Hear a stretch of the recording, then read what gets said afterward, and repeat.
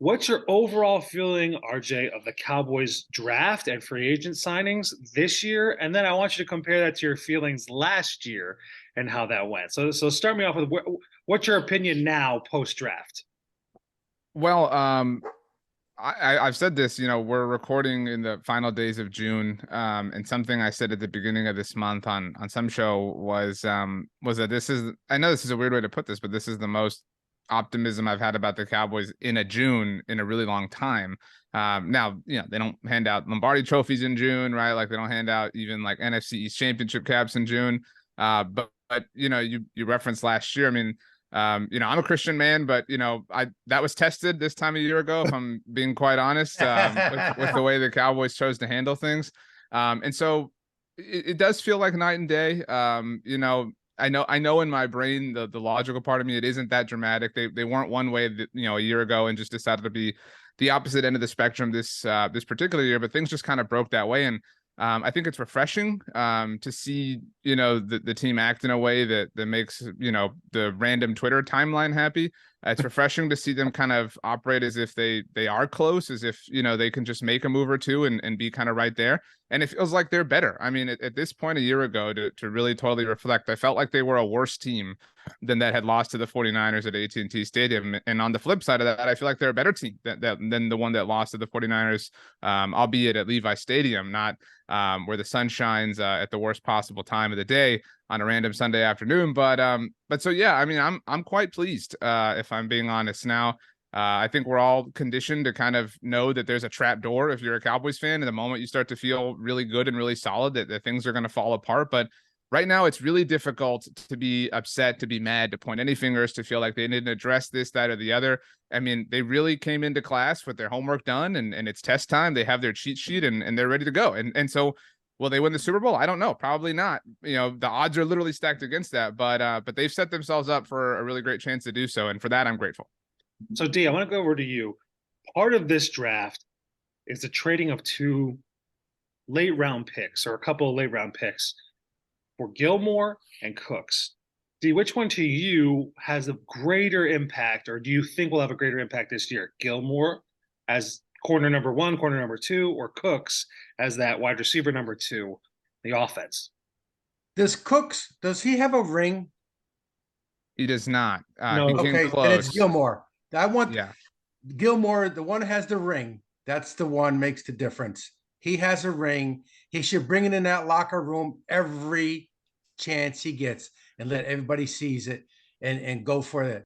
So it's the one with the ring. That's the final ingredient to raise that Lombardi trophy. Yeah, it wasn't that long ago that he was Defensive Player of the Year. He wasn't just like a Pro Bowl alternate or even just a Pro Bowl caliber cornerback. He was voted the best defensive player in the NFL.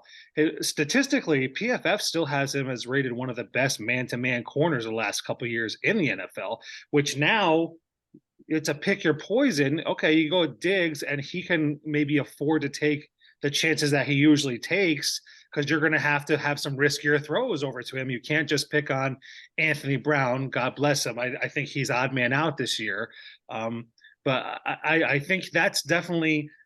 I like Cooks sliding in as the number two. I actually think, oddly enough, that Cooks is the difference maker more than Gilmore, though, because I think now you have a legitimate number two receiver. When Pollard went down in the playoffs last year, it was CeeDee Lamb and might as well have been either one of the three of us as the second best offensive weapon because Gallup just wasn't at that level. I think he can. He says he's healthier than he was now. RJ, I'll kick to you. Bigger pickup, Cooks or Gilmore? I think that Cooks raises the floor of things more in his room, and so you can argue that that's a more seismic thing. I think Gilmore's probably a better player, but obviously they provide different things, and so I particularly love the Cooks move because that was the biggest waving of a white flag the Cowboys front office has made in a long time, right? Like around Christmas time, they messed around, they flirted with whatever you want to call it, Odell Beckham Jr. They brought in T.Y. Hilton, and that was a bit of an admission of guilt, a bit of an admission of, hey, maybe Amari Cooper was kind of good, maybe we were wrong. And so the Cooks thing is, I don't know that, you know, it's fully rectified that wrong for me, but at the very least they seem aware of that, and so I give them a lot of credit for that. It's not easy to atone, and so they did. But I do think, I mean, look, it's awesome that this is a question for our favorite team. Like, we can debate, like, oh man, who's the better awesome football player on our favorite team, Brandon Cooks or Stephon Gilmore? But I was personally a little bit shocked when right after the Cowboys traded for Gilmore, because that move happened first. The way that Micah Parsons and Trayvon Diggs and everybody, you know, like freaked out. And I'm certainly not, you know, out to disrespect Stephon Gilmore, but I didn't realize he was like the guy. I didn't realize that he was this, you know, true elder statesman that like the whole NFL world looked up to. So I do think there's value to that. I do think there's value to, hey, this dude has been there, he's done that, he's won a lot of things, you know, that we're all kind of aiming for.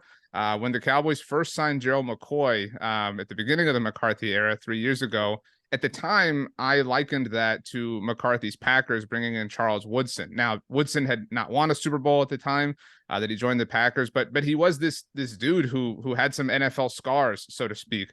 And so I think that's valuable. I mean, this is a really young team, and I think a group that when they get to the divisional round are still a little bit kind of shell shocked.